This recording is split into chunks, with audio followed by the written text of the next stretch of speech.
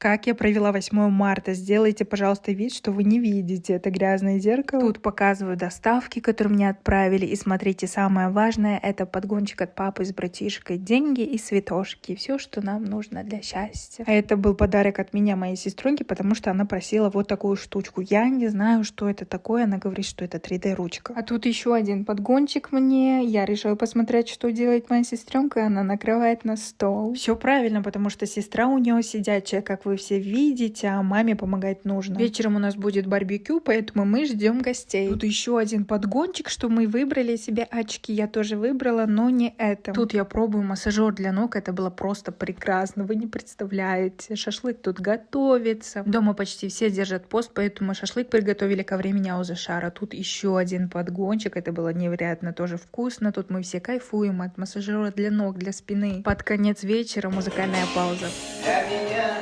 Тебя дороже, никого не быть не может. Буду помнить я тебя всегда.